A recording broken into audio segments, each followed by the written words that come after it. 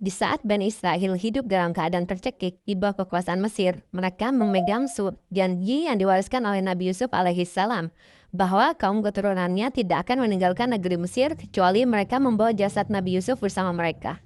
Janji itu mengikat hati bangsa. Setiap keluarga tahu sumpah itu, sebab Nabi Yusuf semasa hidupnya sangat mencintai tanah kelahirannya dan memohon agar kelak jasadnya dibawa pulang ke tanah leluhur.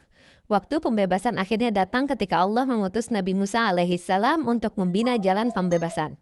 Namun ada satu syarat yang belum terpuat. Di manakah jasad Nabi Yusuf disimpan?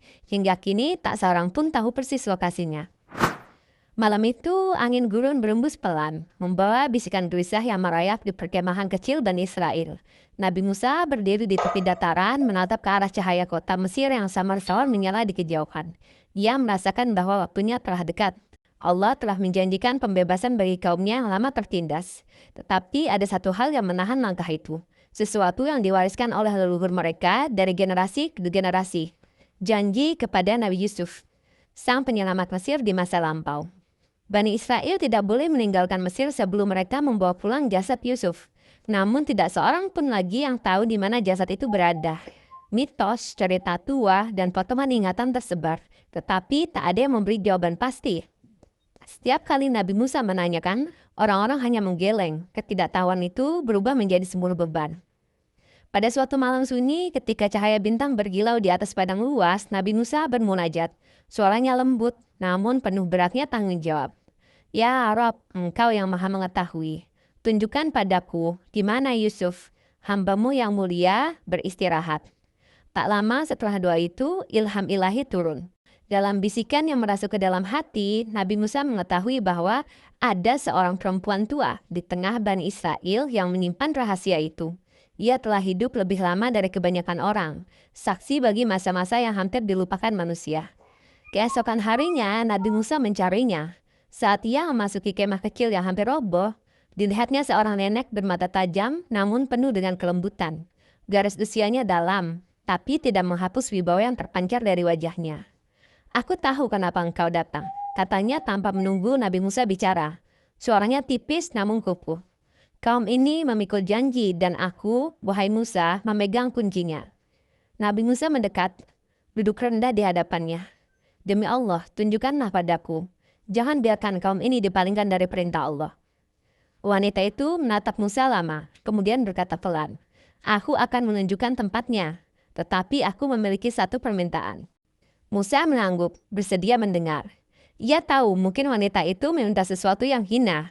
Ia telah memelihara amanat selama puluhan tahun. Aku telah lama menjaga rahasia ini, katanya. Dan aku menginginkan satu hal. Semoga amal dan hidupku diangkat dan diterima Allah. Dan aku diselamatkan pada hari perhitungan. Nabi Musa terdiam sejenak, lalu menjawab, itu adalah permintaan yang dapat Allah kabulkan, dan aku mohonkan untukmu. Senyum tipis muncul di wajah nenek itu. Kalau begitu, dengarkanlah baik-baik. Ia bangkit perlahan dengan tokat kecil menggigil di tangan. Nabi Musa menuntunnya keluar perkemahan. Langkah mereka terarah seakan ditarik oleh kekuatan yang tak terlihat, menuju tepi sungai Nil yang tenang dan berkilau di bawah matahari pagi.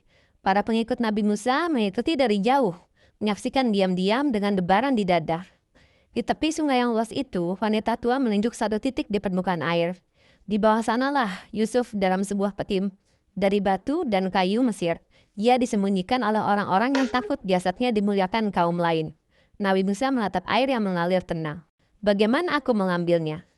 Engkau tidak dapat melakukannya dengan kekuatan sendiri, kata nenek itu pelan. Tetapi Tuhanmu maha berkuasa. Nabi Musa mengangkat tongkatnya. Udara tiba-tiba berubah, angin berputar. Air sungai bergetar seakan merasa ada perintah yang lebih tinggi dari hukum alam. Dengan izin Allah, air mulai bergerak menjauh, mengalir ke samping, kanan, dan kiri membentuk jalur kering di tengah sungai. Orang-orang yang menyaksikan ternganga. Mereka melihat dasar sungai yang selama ini tersembunyi, kini terbentang jelas. Dari lumpur, batu-batu gelap, hingga dinding kecil tempat peti Nabi Yusuf dikuburkan. Musa turun perlahan ke dasar sungai yang kini kering, ditemani beberapa orang terpercaya. Saat tangannya menyentuh peti itu, besar, tebal, namun utuh. Udara di sekitar seakan dipenuhi aroma nostalgia yang lembut, aroma kayu tua, tanah yang telah lama menyimpan rahasia. Dengan penuh kehormatan, Nabi Musa memerintahkan orang-orang mengangkat peti itu ke daratan. Ketika peti dibuka, tampak jasad Nabi Yusuf yang terpelihara dengan cara yang tidak dapat dijelaskan manusia. Wajahnya tenang, seakan baru saja tidur dalam mimpi panjang. Beberapa wanita menangis haru, laki menunduk memuliakan Nabi yang dulu mengangkat bangsa mereka dari kelaparan. Musa menatap langit, bersyukur pada Allah. Janji itu kini tergenggam, dan pintu pembebasan benar-benar terbuka.